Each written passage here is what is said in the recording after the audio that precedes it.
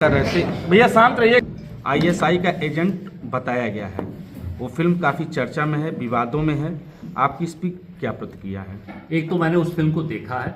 मैं सभी दर्शकों को बोलना चाहता हूं कि आप लोग अवश्य जाके देखिए, क्योंकि देश के विरोध में जो ताकतें काम कर रही हैं उसका पूरा पर्दाफाश किया गया है। दूसरा, उसमें यह भी कहा गया है कि उत्तर प्रदेश की अहमियत किसी भी चुनाव में कितनी है और उत्तर प्रदेश के चुनाव को किस प्रकार से बाहरी ताकतें अपनी तरीके से उसमें इन्फ्लुएंस करना चाहती, इसके बारे में भी कुछ सत्यता दिखाई गई है।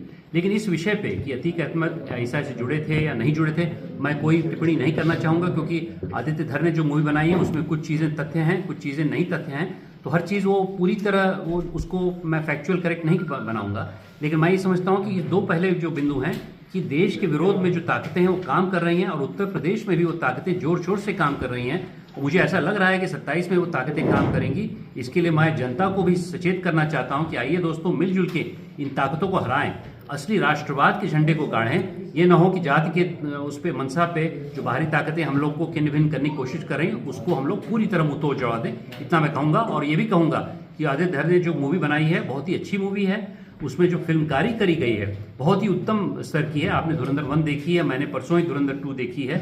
मैं उसकी बड़ी सराहना करना चाहता हूं। लेकिन इस विषय पे कि क्या ये सत्यता थी, मेरे पास कोई पुष्टि नहीं है। ये गैर जिम्मेदार होगा मेरा कुछ कहना इसके ऊपर। सांसद धर्मेंद्र यादव ने कहा कि पश्चिम बंगाल में टीएमसी की ऐतिहासिक जीत होगी।